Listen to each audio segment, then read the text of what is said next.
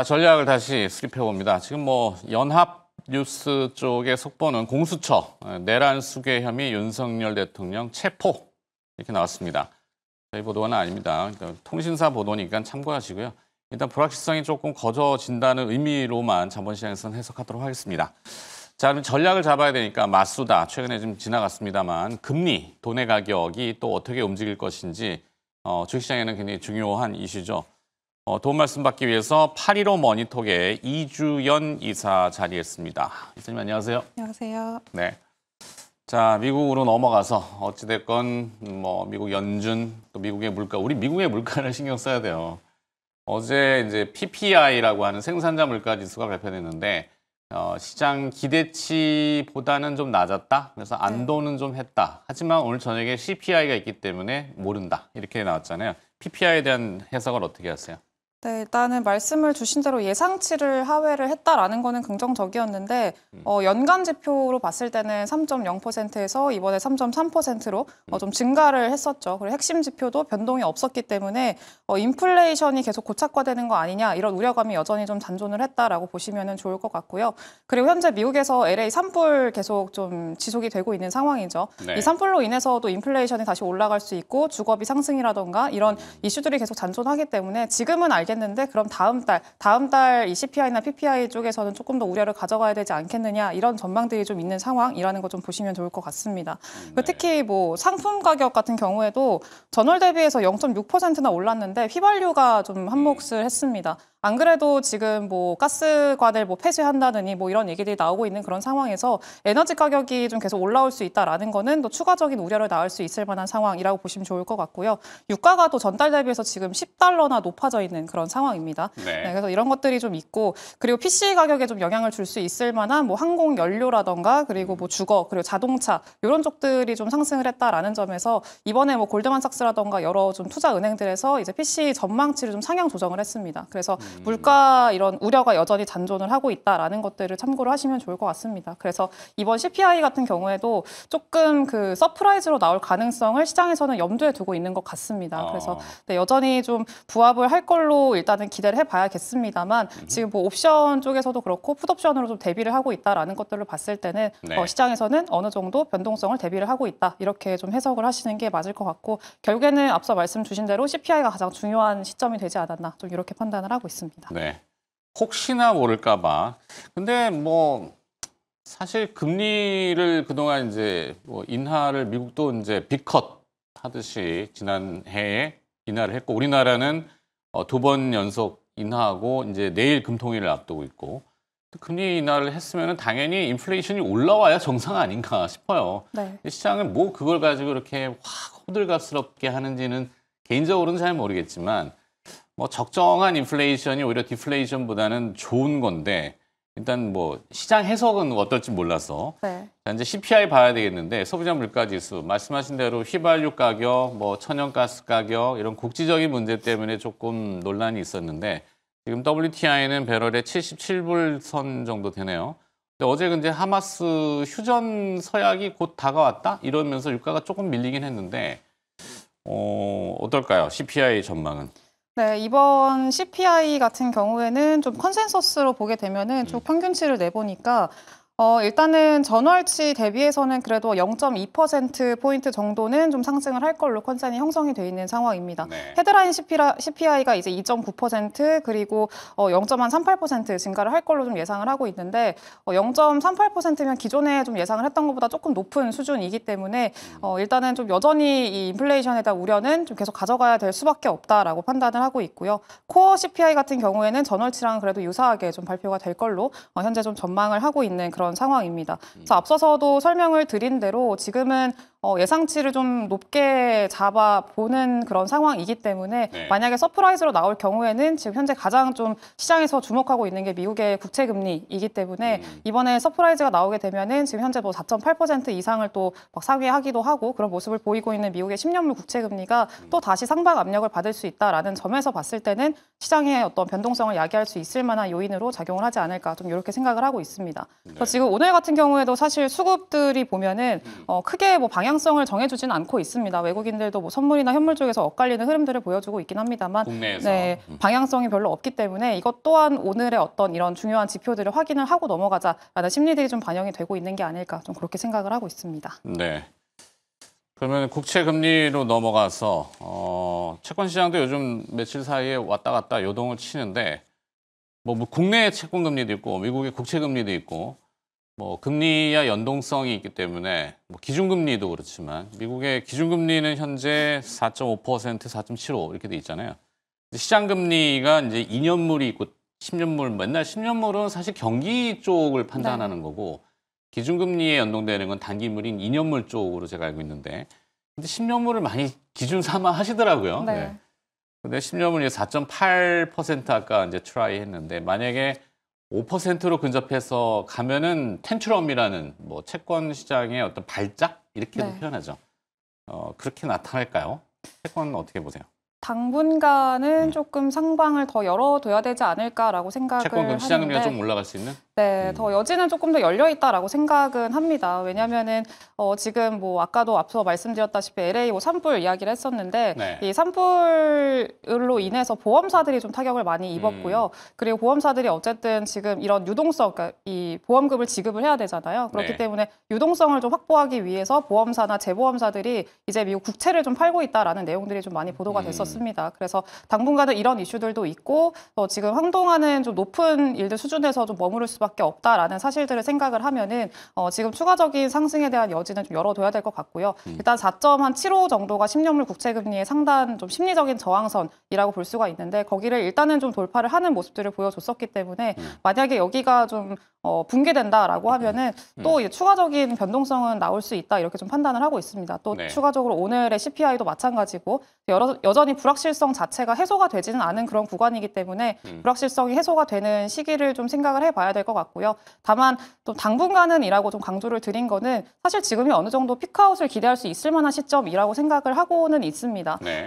이 국채 금리가 올라온 가장 큰 원인이 이 트럼프 당선인의 관세? 정책에 대한 어떤 불확실성 때문이라고 좀 생각을 할 수가 있기 때문에 어쨌든 지금 1월 20일이 취임일인데 이 취임 이후에는 좀 오히려 안정세를 찾아 나가지 않을까라고 좀 생각을 하고 있고요. 그리고 이제 내년, 그러니까 올해죠. 올해 미국의 이제 전망치, 그 GDP 성장률 전망치를 명목 전망치를 보게 되면은 4.7% 정도 예상을 하고 있습니다. 4.8%, 그러니까 5%를 하회할 걸로 예상을 하고 있기 때문에 그 정도 수준을 좀 생각을 한다면은 국채금리도 지금은 어느 정도 좀 고점까지 올라와 있지 않을까에 대한 생각을 좀 하고 있어서 당분간은 변동성이 있을 수 있겠습니다만 이런 변동성으로 인해서 기회가 좀 온다라고 하면은 충분히 좀 잡아볼 수 있을 만한 상황이지 않을까 좀 그렇게 판단하고 있습니다. 네. 미국 국채 시장이 여러 가지를 녹여내고 있다 이렇게 보셨군요. 그러니까 네. 프라이싱이라는 전문 용어를 쓰지만 가격 반영을 하는 그러니까 트럼프 대통령의 관세, 보편적 관세라고 하네요.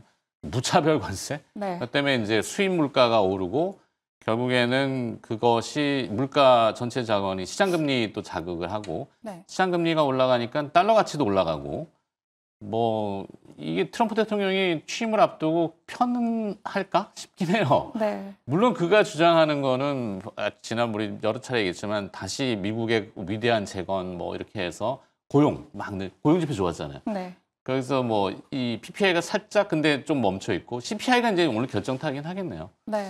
달러 가치가 강한 거를 과연 미국이 계속 반길까 싶긴 한데 어쨌거나 이런 걸 보는 건 우리 상황을 판단하기 위한 거니까 내일 금통위는 논란이 많습니다만 네. 어떻게 또 전망하시는지요? 내일 일단은 지금은 좀 전망을 어느 정도 0.25%포인트 금리를 인하를 할 걸로 좀 전망을 하고 있는데 개인적 생각입니까? 아니면 시장 저의 개인적인 생각이기도 하고 시장 네. 전반적인 컨센서스가 그렇게 형성이 되긴 합니다. 한 60%에서 80% 정도는 그렇게 전망을 하고 있는 상황이라고 보시면 좋을 것 같고요. 다만 이제 조금씩 그런 전망들이 후퇴하고 있는 게 좀 다른 의견들이 나오고 있는 게 네. 동결에 대한 이야기도 나오고 있습니다. 네, 그래서 사실 이번에 그 하는 총재께서도 네. 이제 뭐 50bp B컷에 대한 이야기가 나왔을 때 그 정도까지는 아니다라고 이제 그렇죠. 답변을 하면서 그러면은 베이비컷 정도 하겠다라고 이제 시장에서는 전망을 했던 거였는데 지금 말씀 앞서서 주신 대로 달러가 너무 좀 강한 상황이고 달러 네. 인덱스도 거의 110까지 올라선 그런 상황이기 때문에 이런 환율이 계속 높아지고 앞으로 달러가 더 추가적으로 강세를 보이게 되면은 금리를 인하하기에는 굉장히 어려운 상황이 될 수밖에 부담스럽죠. 없다. 환율이 네. 더 오를 수 있으니까. 맞습니다. 그렇기 때문에 앞으로의 어떤 전망치 뭐 3회 정도 인하를 할 걸로 현재 좀 전망을 했었는데 이런 전망치가 후퇴할 수 있다라는 의견들이 계속 나오고 있습니다. 그래서 이번에 0.25%포인트 인하를 한다고 하더라도 그 이후에 좀 그 통화 정책에 대한 경로가 조금 불확실해질 수 있다라는 것들은 한 해 우리 시장의 어떤 좀 리스크 요인이라고 좀 보실 수가 있을 것 같고요. 그리고 만약에 또 이번에 금리 인하를 하게 되면은 또 환율이 올라가게 되면은 원화로 수입하는 제품들의 어떤 이 수입 물가가 또 상승을 하게 되잖아요. 그래서 국내 같은 경우에도 지금 인플레이션에 대한 이야기 다시 또 나오고 있는 상황이기 때문에 이런 것들에 대한 부담을 생각을 하면은 아마 조금 불확실성은 더 더해지지 않을까 좀 이렇게 생각을 하고 있습니다. 그래서 결국에는 지금 달러 인덱스 그리고 국채 금리의 하락 이런 것들이 진행이 되는지를 먼저 1차적으로 체크를 하면서 매크로 상황이 좀 완화가 됐을 때 우리 시장도 좀 안정화를 찾아 나갈 수 있을 거다. 이렇게 판단을 하는 게 맞지 않을까 네. 그렇게 보고 있습니다. 원래 그 정책의 효과를 내려면은 약간 이 임팩트라는 거를 줘야 되는데 지금은 좀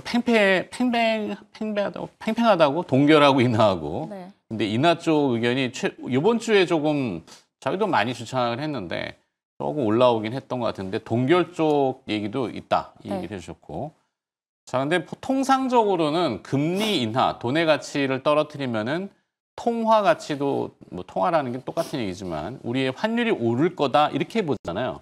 근데 저는 그렇지는 않았던 것 같은데 유로도 그렇고 영국도 그렇고 각 그 선진국들이 미국이 작년에 금리 인하할 때 같이 동반해서 인하했잖아요. 네. 인하를 하니까 통화 가치는 오히려 절상이 되는 걸 저는 봤는데 그 이유를 보면 결국에는 금리 인하가 성장을 개런티하기 때문에 오히려 통화 가치는 절상이 된다. 이렇게 역설할 수 있는데 또 그건 어떻게 보시는지 환율.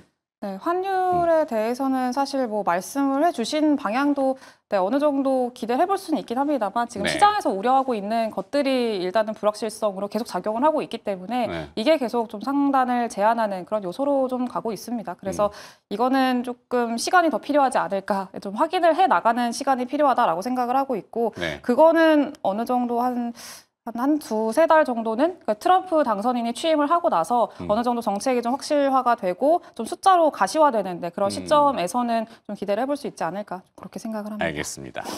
자, 연초 들어서 수출 데이터 우리 또 자주 얘기했는데 뭐 나름 반도체 쪽이나 최근에 또 이슈가 되고 있는 조선 중공업 업체들의 뭐 이 활기가 좀 올라오는 것 같아요. 수출 데이터와 상장사들 이 수출 데이터가 나타내는 네. 상장사들의 주목 종목, 이 뭐 지문이 이래.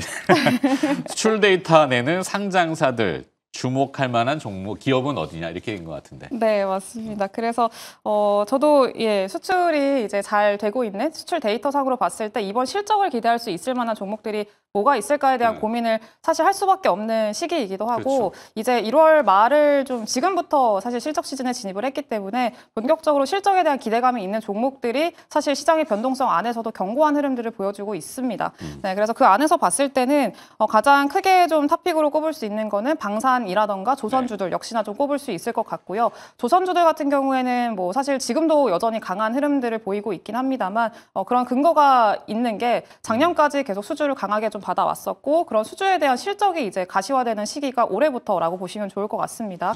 그리고 여전히 수주에 대한 모멘텀도 좀 잔존하고 있는 상황이기 때문에 조선에 대한 어떤 실적에 대한 그 기대감 여전히 가져볼 수 있을 것 같고요. 다만 주가상으로 접근을 한다라고 하면은 지금 너무 많이 좀 빨리 올라왔습니다. 그래서 네. 오늘 좀 강하게 시세를 주고 있는 종목들, 가파르게 시세가 나오고 있는 종목들은 조금 기다려 보시는 게 저는 좋을 거다라고 생각을 하고 있고요. 조정이 분명히 나올 겁니다. 그렇기 때문에 그런 조정 시에 접근을 하시는 걸 일단은 좀 권장을 드리고요. 네. 그리고 방산 같은 경우에도 최근에 우리나라 그 국정 상태에 대한 어떤 좀 불확실성 때문에 방산주들이 많이 밀렸었습니다. 근데 다시 좀 제자리를 찾아 나가고 있는 구간이라고 보시면 좋을 것 같고요. 마찬가지로 이번 실적에 대한 기대감, 뭐 LIG 넥스원이라던가 현대로템 이런 종목들 중심으로 좀 기대를 해볼 수가 있기 때문에 관심 있게 보시면 좋을 것 같고 네. 추가적으로 전력기기 또 마찬가지로 최근에 수출 데이터 계속 좋았습니다. 초고압부터 뭐 중소형 변압기 쪽도 여전히 좋은 흐름들 보여줬었기 때문에 이번 실적에서 충분히 좀 견고한 흐름들 기대를 해볼 수 있을 것 같고요. 추가적으로 또 오늘 새벽에 나왔던 이슈였는데 바이든 지금 현재 대통령이 데이터 센터를 위해서 전력 확보를 위한 전력망 관련해서 이제 뭐 행정명령을 서명했다 이런 얘기들이 나왔었습니다. 그래서 관련한 모멘텀도 있으니까 주목을 해보시면 좋을 것 같고요. 그리고 이제 좀 이건 개별주도 넘어가는 건데 피복제 관련해서도 창상 피복제가 최근에 데이터가 상당히 잘 나오고 있습니다. 그래서 100% 이상 뭐 그 YOY 기준으로 했을 때 증가하고 있는 상황이어서 피복제가 뭐예요? 피복제 그 이제 피부에 붙이는 그 치료 화상에 네, 맞습니다. 그래서 그런 거라고 보시면 좋을 것 같은데 산불 영향도 좀 있고 해서. 그것도 있고 뭐 뷰티라던가 아니면 기초 뭐 이쪽으로도 관심도가 높아지는 상황에서 수요가 있다라고 합니다. 그래서 네. 이제 그런 측면에서 봤을 때 관련 기업이 이제 TNL이라는 종목인데 TNL도 마찬가지로 수출 데이터 좀 잘 나오고 있으니까 주목을 해보시고요. 그리고 추가적으로 지금 뭐 이제 보톡스 관련해서 관련한 그 데이터들도 견고하게 잘 나오고 있으니까 관련주도 주목해보시고 마찬가지로 또 지혈제 관련해서도 YOY 기준으로 굉장히 좀 큰 폭으로 증가를 했습니다. 그래서 이거는 뭐 넥스트 바이오 메디컬이라는 종목이 있는데 그런 종목들도 좀 눌림 시에는 관심을 가져보시면 어떨까 그렇게 생각을 하고 있습니다. 네. 이른바 습윤 패치라고 뭐 정확한 용어는 제가 잘 모르겠는데 네. 그런 패치류 TNL. 네, 맞습니다. 그다음에 이제 연휴가 이번에 길잖아요. 네. 뭐 애들 학생들 방학인 것 같은데 뭐 연휴가 길면은 좀 네. 하시던 분들도 많으니까. 네. 네. 맞습니다. 피부 성형 뭐 이런 네. 쪽에 또 이슈가 있을 수 있다. 소비를 어차피 살리라고 연휴를 낸 거니까. 자, 그럼 1분기 주도 섹터는 뭘로 좀 보시는지 정리를 한 번 더 하고 성장형 섹터가 궁금합니다. 지금 말씀하신 것들은 대부분 수치가 기반이 되는 안정형 섹터들인데 성장 섹터, IT 요즘 뭐 이슈가 많이 되는. 네. 역시나 자율주행, 로봇 이거는 계속 올해는 계속 간다라고 좀 생각을 하고 있고요. 네. 이번에 그 CES 있었는데 CES에 많은 애널리스트 분들이 갔다 왔잖아요. 그렇죠. 근데 벌써부터 갔다 와서 이미 갔을 때도 자율주행 미쳤다 이런 얘기들을 많이 하셨었는데 다녀와서 리포트들을 지금 하나둘씩 내고 있습니다. 네. 그래서 이런 것들도 하나의 어떤 성장주들에 대한 기대감 가져볼 수 있을 만한 상황이라고 보고 있고요. 그리고 반대로 지금 트럼프 트레이드 관련한 종목군들이 상당히 강했었는데 오히려 지금부터는 트럼프 트레이드로 피해를 입었었던 피해 섹터들은 좀 과대 낙폭에 따른 반등을 충분히 기대를 해볼 수 있지 않을까라고 생각을 해서 네. 오히려 취임 이후에는 그런 종목군들의 반등을 기대를 해보자 이렇게 좀 말씀드리겠습니다. 대표적인 게 뭐 2차 전지가 어제는 좀 반응이 왔는데 뭐 네. 전기차 캐즘이라고 하는 게 계속 지속될 거로 보지는 물론 그게 트럼프 피해는 아닌데 네. 물론 일론 머스크는 뭐 이제 행정부 조직에 들어가서 뭐 건물도 뭐 입주한다는 이런 얘기도 하던데 네. 그런 쪽도 같이 낙폭과대로 좀 볼 수 있는 건가요? 네, 충분히 볼 수 있다 생각을 하고 이번 4분기랑 내년 1분기까지는 실적은 안 좋을 겁니다. 근데 다만 저희는 그 이후 하반기를 좀 보고 있는 거기 때문에 네. 전기차나 그리고 2차 전지 이쪽들은 충분히 좀 기대를 과대 낙폭에 따른 반등은 기대해 볼 수 있다. 이렇게 좀 판단하고 있습니다. 잘 들었습니다. 자, 마수다 코너였고요. 815 머니톡의 이주연 이사가 수고를 해주셨습니다. 고맙습니다. 감사합니다.